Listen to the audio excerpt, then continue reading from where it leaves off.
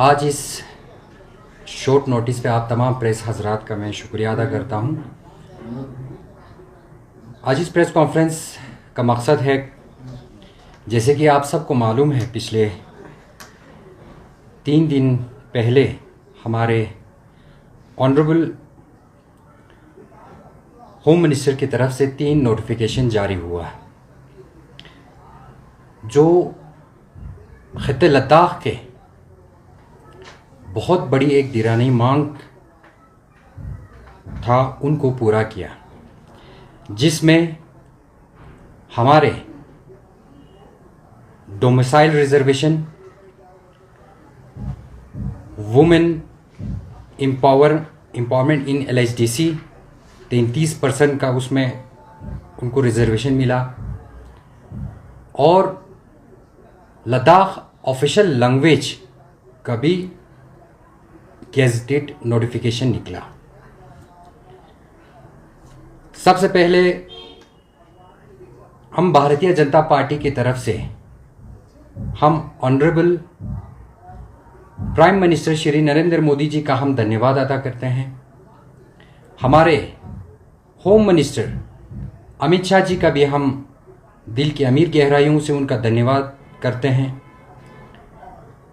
हमारे union minister of state for home Shri Nitin Rai ji का भी हम धन्यवाद करते हैं, और हमारे भारतीय जनता पार्टी के नेशनल लीडरशिप, हमारे national president JP Nadda ji का, हमारे लद्दाख के प्रभारी श्री तरुण चुग जी का, हमारे लद्दाख के जनरल सेक्रेटरी अशोक कोल जी का, और उसके साथ साथ हमारे भारतीय जनता पार्टी के लद्दाख के लीडरशिप, हमारे स्टेट प्रेसिडेंट फुनसुक तंजीन साहब का, हमारे ऑनरेबल CC एडवोकेट टेशी गेल्सन जी का, हमारे फॉर्मर MP जमात सिरिंग नमग्याल जी का, और तमाम हमारे लद्दाख के स्टेट के लीडरशिप और हमारे कार्यकर्ताओं का हम भी शुक्रिया अदा करते हैं कि इस महत्वपूर्ण जो 3 विषय है इनको पूरा किया, और लद्दाख की एक दिराना मांग जो था उनको पूरा किया। जैसे कि आप सबको मालूम है, लद्दाख डोमिसाइल का रिजर्वेशन की अगर हम बात करें तो इसका सबसे बड़ा लाभ जो है, हमारे जो पिछले 5 साल से जो हमारे बेरोजगार युवा हैं, ये उनको बेनिफिट मिलने जा रहा है। हम ऑनरेबल LG साहब से भी गुजारिश करते हैं कि तुरंत जल्द अज जल्द जो लद्दाख में जो जॉब की क्राइसिस है, जो अनएम्प्लॉयमेंट की क्राइसिस है, उसको पूरा किया जाए। आज एक बड़ा रुकावट जो है इस रिजर्वेशन से, इस डोमिसाइल से, वो हट गया है, और यूथ जो युवा है, जो फ्रस्ट्रेटेड है, उनको जो अपना हक हुकूक जो है उनको मिलेगा। हम गवर्नमेंट से ये अपेक्षा, ख़ासकर हमारे ऑनरेबल LG साहब से हम ये उम्मीद रखते हैं।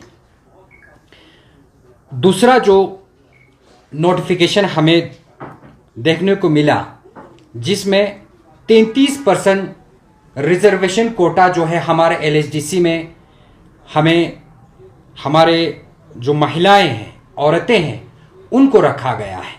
ये बहुत ही एक ऐतिहासिक डिसीजन है। इसलिए है क्योंकि आज़ादी के बाद, हिंदुस्तान आज़ाद होने के बाद, लद्दाख में पहली बार हमारे महिलाओं के लिए, हमारे औरतों के लिए एक पॉलिटिकल एम्पावर के लिए उनको जगह दे रहा है। जैसे कि हम सबको मालूम है, women empowerment in politics, in political stream में हमारे नरेंद्र मोदी जी ने पिछले 2023 में लोकसभा और राज्यसभा में इस ऐतिहासिक बिल को पास किया था। और उसके साथ साथ मैं एक बात आप लोगों के मीडिया के माध्यम से एक बताना चाहता हूँ। ये बात बहुत ही अफसोस के साथ हमें पड़ रहा है।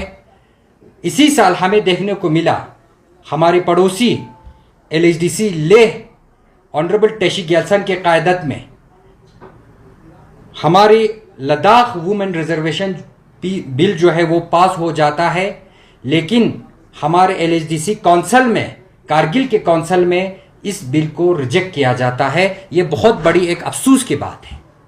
हम इसका भरपूर शदीद अल्फाज से हम इसका मज़ामत करते हैं और हम ये डिमांड करते हैं कि काउंसिल जो है, हमारे जो महिलाएं हैं उनके हक हुकूक उनको मिलना चाहिए।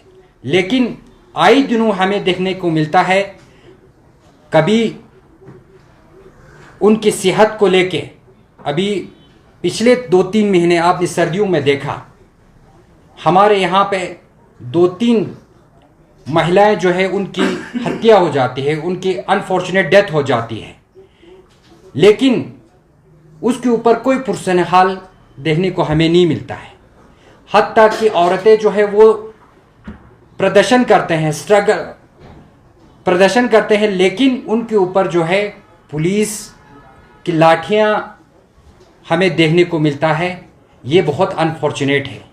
हम ये बात वाज़ेह करना चाहते हैं कि हमारे अभी जो काउंसिल है, करगिल में जो काउंसिल चल रहा है, वो एंटी वुमेन है, वो महिलाओं के ख़िलाफ़ है। यही महिलाएं जो कल जब वोट देने के लिए आते हैं तो इनके घरों में आके उनको हाथ जोड़ते हैं, लेकिन जब इनके हुकूक देने के बाद आता है तो ये लोग पीछे हट जाते हैं। आज नरेंद्र मोदी जी की हुकूमत ने एक ऐतिहासिक निर्णय लेकर जो वुमेन को 33% रिजर्वेशन काउंसिल में दिया है, इसका हम सराहना करते हैं। और आखिर में और तीसरा जो नोटिफिकेशन निकला था वो हमारे लैंग्वेज को लेके, ऑफिशियल लद्दाखी लैंग्वेज को लेके। जैसे कि आप सबको मालूम है, लैंग्वेज के ऊपर कितनी सियासत किया गया था पिछले 3-4 साल से, लेकिन आज जो ये लैंग्वेज का जो ऑफिशियल इन्होंने आज नोटिफिकेशन निकला, जिसमें हमारे पुर्गी लैंग्वेज और बूटी लैंग्वेज और हिंदी, इंग्लिश, उर्दू को ऑफिशियल लद्दाख का लैंग्वेज बनाया गया है, ये भी एक हिस्टोरिक डे है। और ख़ासकर मैं हमारे honourable prime minister Shri Narendra Modi ji का धन्यवाद करना चाहता हूँ, क्योंकि पुर्गी लैंग्वेज को इन्होंने ऑफिशियल लद्दाख का लैंग्वेज इन्होंने बनाया है। इसलिए क्योंकि देखिए, किसी माशरे का अगर वजूद, उसका आइडेंटिटी, उसका कल्चर, उसका लैंग्वेज से पता चलता है। आज हमारे लैंग्वेज को, हमारा आइडेंटिटी हमें वापस मिला है। आज से पहले हमने ये तारीख में, करगिल और लद्दाख की तारीख में कभी पुर्गी को एज ए ऑफिशियल लैंग्वेज हमने कभी नहीं देखने को मिला। लेकिन आज हम फ़ख्र से बोलना चाहते हैं कि लद्दाख में जो पुर्गी जो बोलने वाले लोग हैं, उनको अपनी आइडेंटिटी, उनको अपनी शिनाख्त उनको मिला है। इसलिए हम तमाम हमारी लीडरशिप का हम धन्यवाद करना चाहते हैं, और ख़ासकर बाकी जो हमारे ऑफिशियल जो लैंग्वेजेस है, शीना, ब्रोकपा, दर्दी, इन सब को भी इसमें जगह मिला है। इसके लिए भी हम उनको धन्यवाद करना चाहते हैं कि आज का इस प्रेस कॉन्फ्रेंस करने का हमें यही मकसद था कि आज जो निर्णय लिया है हमारे सेंट्रल गवर्नमेंट की तरफ से, उनको हम उनका धन्यवाद करना था। और साथ ही साथ में हम कौंसल को भी बताना चाहते हैं कि पिछले 3 दिनों से जो एक ऐतिहासिक निर्णय सेंट्रल गवर्नमेंट की तरफ से आप लोग दिया है, उसके ऊपर आप लोगों ने कोई भी स्टेटमेंट जो है जारी नहीं किया है। ये बहुत एक अफसोस की मकाम है। इसके ऊपर कोई इसको हम बड़ी शदीद अल्फाज से हम मज़ामत करते हैं, और हम गुजारिश करते हैं कि LG साहब से कि जो डोमिसाइल का जो रिक्रूटमेंट जो ये निकला है, तो इसको जल्द अज जल्द जो है इम्प्लीमेंट करके हमारे जो बेरोज़गार नौजवान हैं, जो गेजेटेड ऑफ पोस्ट के लिए वो तैयारियाँ कर रहा है, उनको जो अपना हक हुकूक जो है वो अब उसका दरवाज़ा खुल चुका है, और हम उम्मीद करते हैं और ये रिक्रूटमेंट जो है जल्द अज जल्द शुरू हो जाए। बहुत बहुत धन्यवाद आप जिस सबका। तरह आपने बात की डोमिसाइल को लेके, वुमेन रिजर्वेशन को लेके और साथ ही साथ लैंग्वेज को लेके, तो मेरे क्वेश्चन यही होगा सर कि क्या स्टांस रहेगा भारतीय जनता पार्टी का कि इस डोमिसाइल पे जो है मिसयूज ना हो बाय आउटसाइडर्स, और कितना हद तक महदूद रहेगा लोकल रेजिडेंट्स? देखिए, इसमें साफ उस नोटिफिकेशन में हमें लिखा गया है कि इसमें तकरीबन 95% जो है वो लोकल जो हमारे आम लद्दाखी है उनको मिलने जा रहा है। ये डोमिसाइल जो है, आप कंपेयर हमारे हिंदुस्तान के किसी भी स्टेट के डोमिसाइल से आप कंपेयर कीजिए, चाहे वो नॉर्थ ईस्ट हो या हमारे साउथ ईस्ट स्टेट्स हो, उसमें से ये सबसे यूनिक और सबसे एक आपको हम कहना चाहते हैं कि सबसे एक प्रिजर्व प्रोटेक्शन वाला ये डोमिसाइल जो रिजर्वेशन हमें मिला है। ये ऐसा डोमिसाइल हमें कभी और किसी स्टेट में आपको देखने को नहीं मिलेगा। यहाँ 95% जो है डोमिसाइल आम लद्दाख के लोगों को मिला है। ये बहुत बड़ी एक ऐतिहासिक डिसीजन। डोमिसाइल जो है 2019 से 15 साल के लिए है, तो 2019 के बाद ये 2024 के बाद बाहर के लोग यहाँ पे आना शुरू हो जाएंगे 5%। तो सर ये सिलसिला अगर जारी रहा तो, क्योंकि लद्दाख की आबादी बहुत ही महदूद है और यहाँ के ज़मीनी हक़ाइक़ भी आप जानते हैं बहुत हसास है, ऐसे में क्या लद्दाख के जो रफ़ाई हालात है और यहाँ के जो आबादी के तनासुब है उसमें क्या मुश्किलात पैदा नहीं होंगे आने वाले दिनों में? देखिए, शायद सईद साहब, आपने जो ये 5% का जो आपने इशू उठाया है कि डोमिसाइल में जो रिजर्वेशन रखा गया है, इसके ऊपर शायद कल हमारे एपेक्स बॉडी ने कल ले में जो प्रिव्यूइंग किया उनमें उन्होंने साफ वाजे कर दिया है कि जो 5% जो है हमारे हिंदुस्तान के जो कानून है, ऑनरेबल सुप्रीम कोर्ट ने ये आदेश दिया हुआ है कि रिजर्वेशन में बाकी जो जनरल कैटेगरी के जो उसमें भी उनको हिस्सेदार मिलना चाहिए। तो उस हिसाब से हम भी यही बात कहना चाहते हैं कि 95% आप, मैंने पहले भी बताया कि आप इसको बाकी स्टेट से डोमिसाइल से कंपेयर कीजिए, कहीं पे 75%, कहीं पे 80%, कहीं पे 60% है, लेकिन लद्दाख एक वाहिद ऐसा स्टेट है, एक ऐसा यूनियन टेरिटरी है जिसमें 95% इसमें रिजर्वेशन लोकल को रखा है। और पॉपुलेशन बढ़ने की आप बात किया, जो 5% बाहर से जो जनरल कैटेगरी के आएंगे, देखिए उसके साथ साथ लोकल भी जो 95% है उसका भी पॉपुलेशन जो धीरे धीरे बढ़ता जाएगा। तो ये मैं यही कहना चाहता हूं कि ये डोमिसाइल और बाकी स्टेट से एक बिल्कुल यूनिक है और बिल्कुल एक आप कह सकते हैं कि ये एक बिल्कुल सेफ गार्ड की तरह इसको हम देखना चाहिए।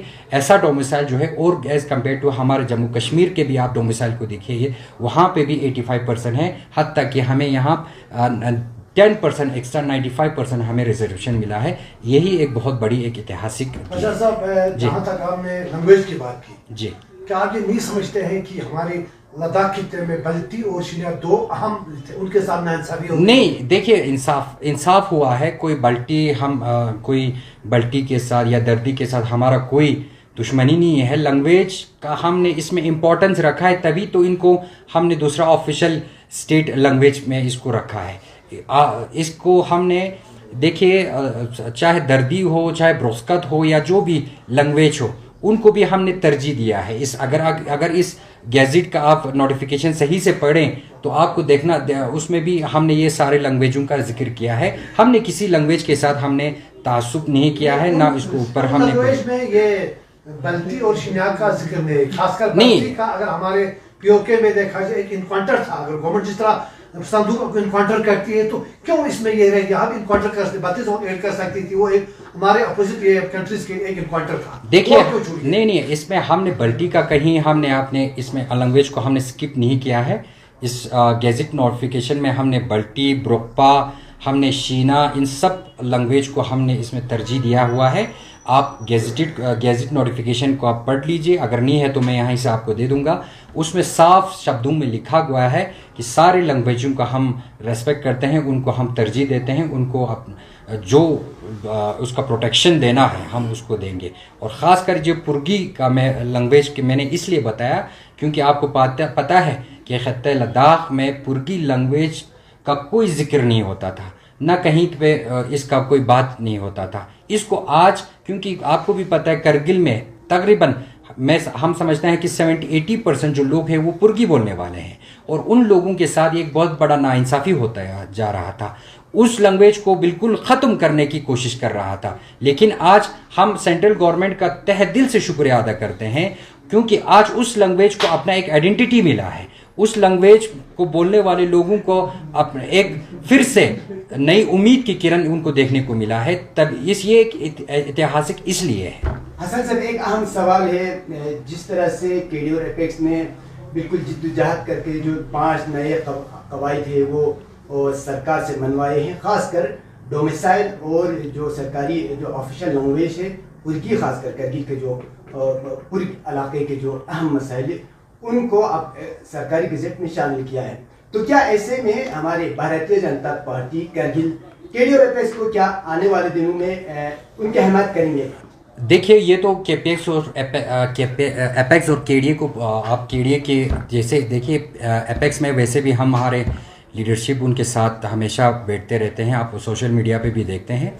अब ये केडीए के ऊपर है कि केडीए जो है करगिल डिस्ट्रिक्ट भारतीय जनता पार्टी को एक्सेप्ट करते हैं या उनके अपने डेलीगेशंस में रखते हैं, ये उनके ऊपर निर्भर है। हम यहाँ से कुछ नहीं कहेंगे।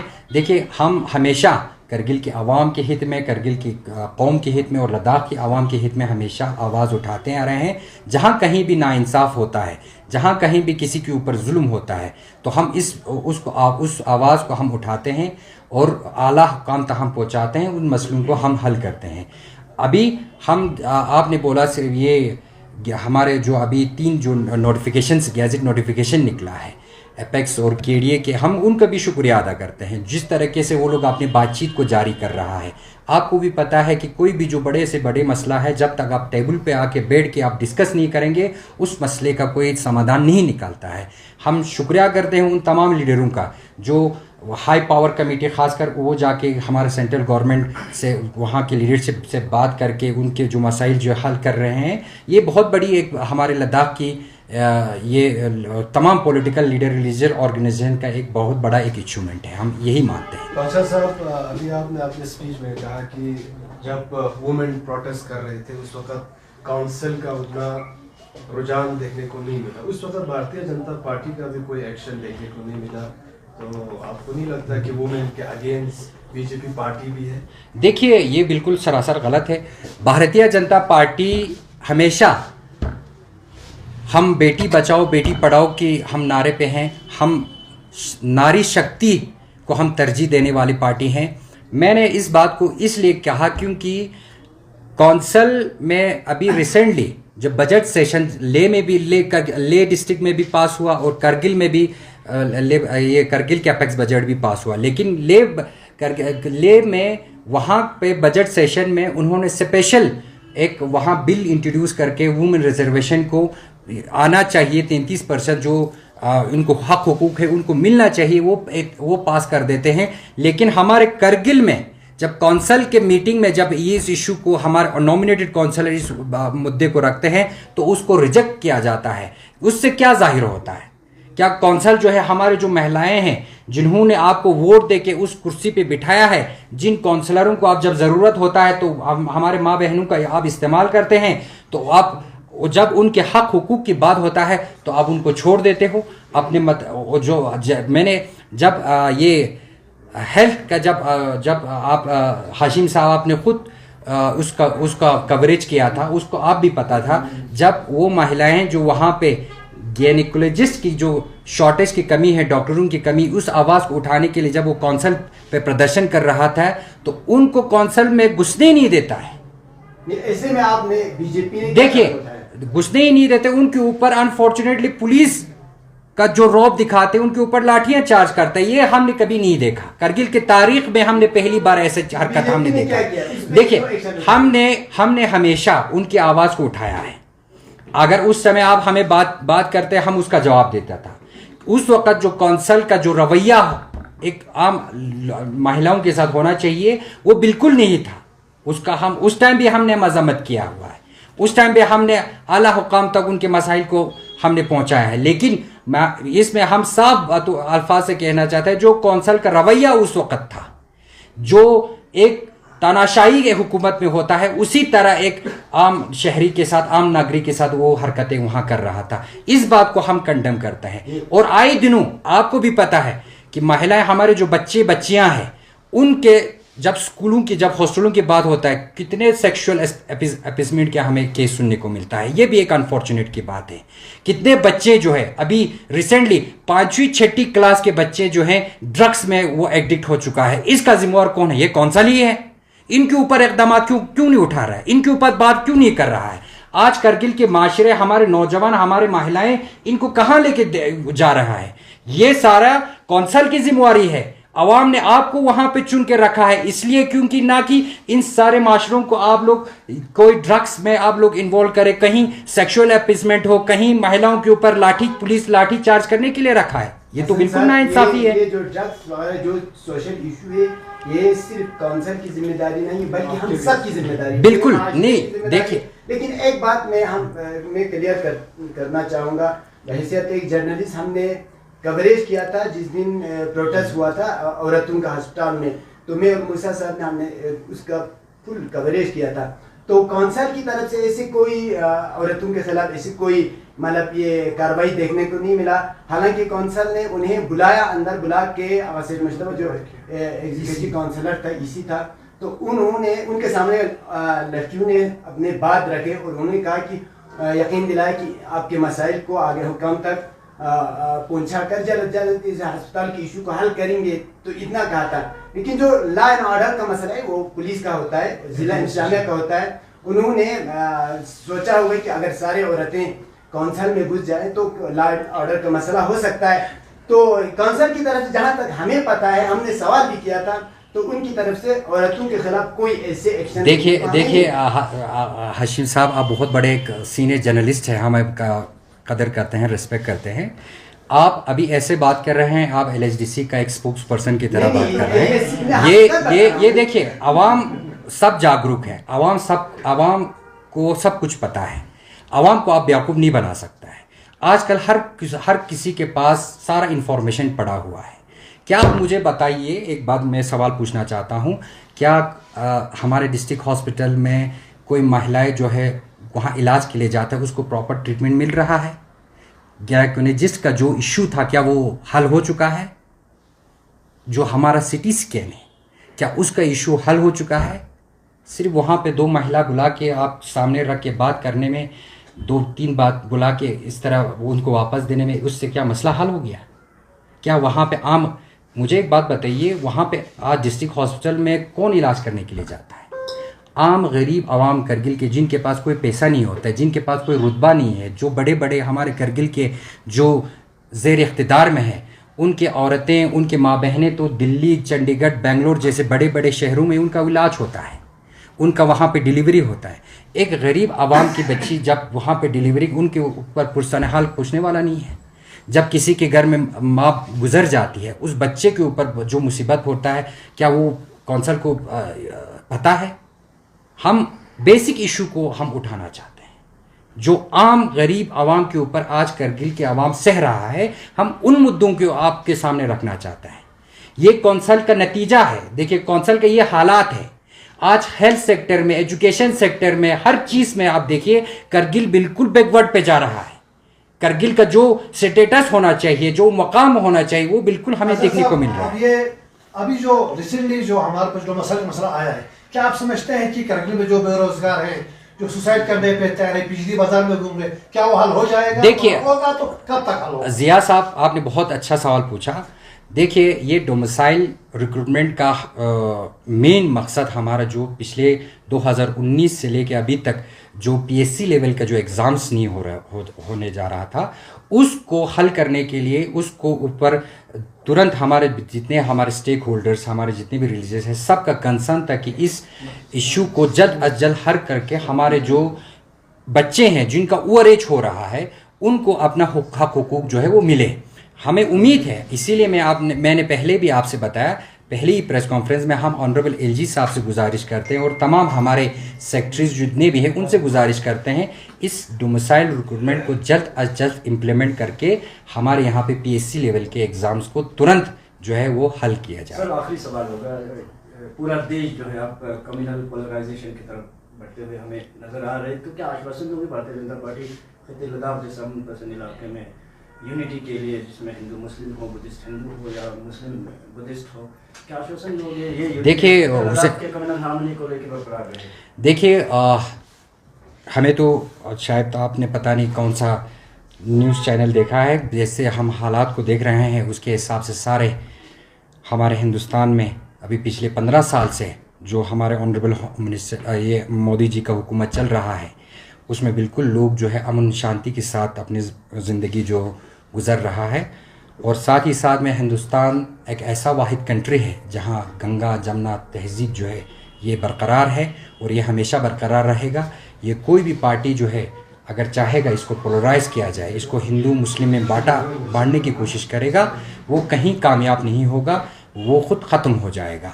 हमारे यहाँ पे करगिल और खत्ते लद्दाख की अगर मैं बात करूँ, इसमें बुद्धिस्ट, मुस्लिम और बाकी जो जितने भी तबके के लोग हमारे यहाँ पे रहते हैं, ये हमारे इलाका जो बहुत बड़ा एक अमन शांति के लिए एक बहुत हिंदुस्तान में एक मिसाल है, इसको हम हमेशा कायम रखेंगे, चाहे भारतीय जनता पार्टी हो और कोई भी पॉलिटिकल पार्टी हो।